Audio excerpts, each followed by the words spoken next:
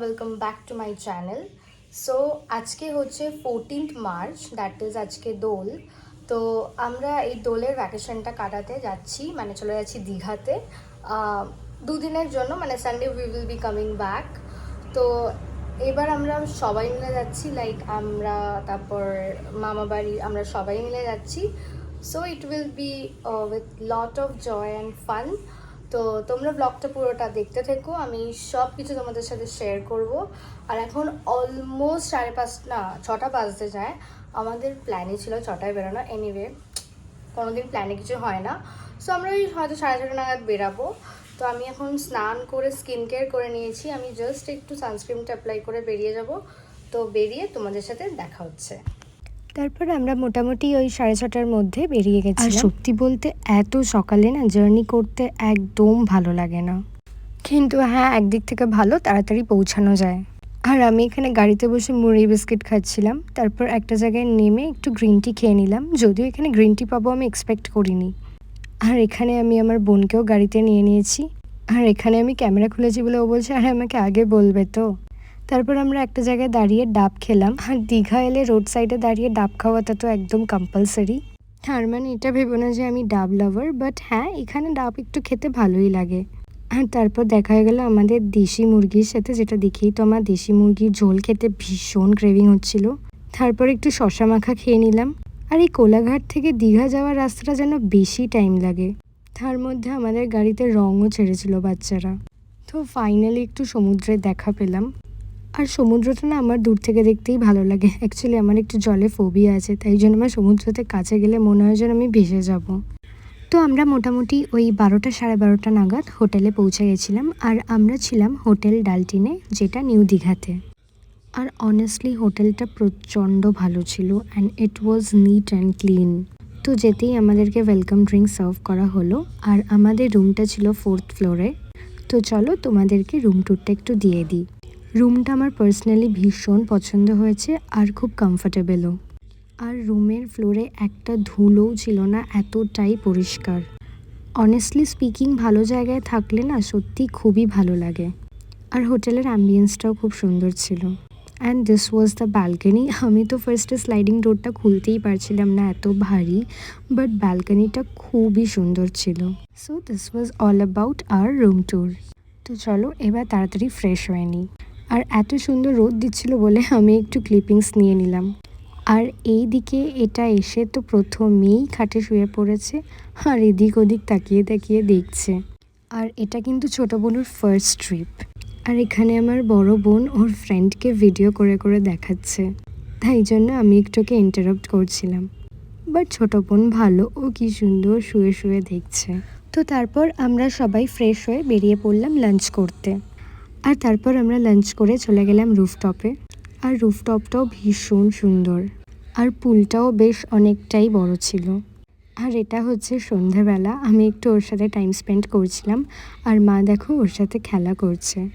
আর ওর এই এক্সারসাইজটা না আমার সব থেকে বেশি ফানি লাগে। তো চলো দেখা হচ্ছে নেক্সট ডেতে। সো ইটস ডে 2 আর এখন বাজে প্রায় সকাল 6টা। আর আমরা বেরিয়ে গেছিলাম সানরাইজ দেখতে। কালকে আসা থেকে তো আমাদের এখনও পর্যন্ত সমুদ্রে আসা হয়নি, তাই জন্য আজকে সকালে সকালই চলে এসেছি। আর সমুদ্রে আসলে সানরাইজটা কিন্তু আমি একদম মিস করি না। আর আমাদের ব্রেকফাস্টটা কমপ্লিমেন্টারি ছিল, মানে সব কিছুর জন্যই ওরা টাকা একসাথে কেটে নিয়েছে। তো ব্রেকফাস্টে এখানে অনেক রকমই ভ্যারাইটিস ছিল। And this was my breakfast platter.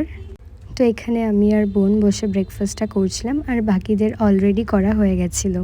আর এখানে ছোটো বোনও ঘুম থেকে উঠে গেছে, তাই ওকে আমরা নিয়ে এসেছিলাম ডাইনিংয়ে। তারপর রুমে গিয়ে আমি আমার সুইমিং কস্টিউমটা পরে নিলাম, কারণ আমরা এখন যাব সুইমিং করতে। যদিও আমি সুইমিং করব না, কারণ আমার জলে ভয় করে। আর এদিকে আমি ছোটো বোনের রুমে এসে ওকে একটুখানি মিরর সেলফিতে নিচ্ছিলাম। আর দেখো কিভাবে ঘাড়টা ঘোরাচ্ছে, কিছুতেই তাকাবে না। আর উপরে গিয়ে দেখি এখানে পমেরিয়ানও বসে বসে সানবাথ নিচ্ছে, ভীষণ কিউট। আচ্ছা, সো আমরা এখন সুইমিং পুলে নামবো। আমি তো লাস্ট টাইম ডুবে গেছি, তো এই ইয়ার বলছি এই টাইমে আমি বেবি তাদের চান্স দেবো, মানে যেখানে বাচ্চারা সুইমিং কাটে। এটাতেও যদি ডুবে যাই তাহলে আমি আর কোনো জায়গায় গিয়ে সুইমিং পুলে নামবো না। হ্যাঁ একদম।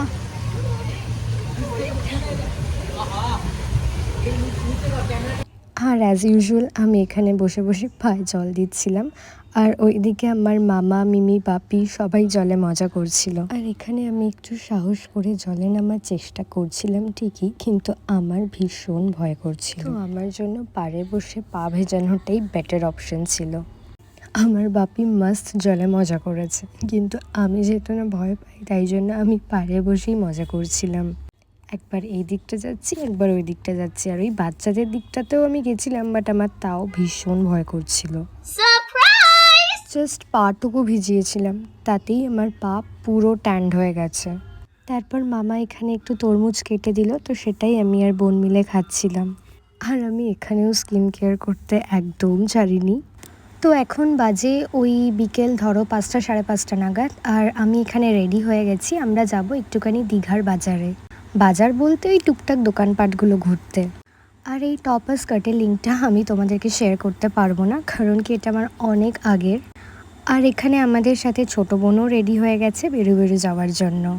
আর এমনিও এখান থেকে কী বা নেবো, কারণ এখানে যা পাওয়া যায় আমাদের কলকাতাতেও তাই পাওয়া যায়। জাস্ট একটু টাইম পাস করার জন্যই ঘুরতে আসা। তারপর ওই টুকটাক মার্কেটগুলো ঘোরার পর আমি আর বোন চলে এসেছিলাম এই ছোট্ট একটা লাইব্রেরিতে, যেটার নাম ডেজ পাবলিকেশন। এখানে বিভিন্ন জনরার বই ছিল, বাট দ্য থিং ইজ এখানে বইয়ের দামটা একটু বেশিই ছিল, মানে ডিসকাউন্টও ছিল না। যদিও আগের দিন বোন এখান থেকে আরেকটা বই নিয়ে গেছিলো, বাট হ্যাঁ অনেস্টলি এখানে বইয়ের কালেকশনসগুলো ভালো ছিল। তারপর আমরা এখান থেকে দেখে বেরিয়ে গেলাম। অ্যান্ড ইটস ডে 3, মানে যেই দিনকে আমরা ব্যাক করেছিলাম। তো সকালে উঠে ফার্স্টেই আমরা ব্রেকফাস্টটা করে নিলাম। তারপর সব ফর্মালিটিস কমপ্লিট করে বেরাতে আমাদের প্রায় 10টা বেজে গেছিলো। যেতে যেতে একটা ডাবের দোকান দেখে একটু ডাবও খেয়ে নিলাম। আর তারপর আমরা সোজা বেরিয়ে গেলাম বাড়ির দিকে। মাঝখানে আমরা একটু দাঁড়িয়েছিলাম কোলাঘাটে লাঞ্চ করতে। সো তোমাদের যদি আজকের ব্লগটা ভালো লাগে তাহলে প্লিজ লাইক অ্যান্ড কমেন্ট করো। বাই।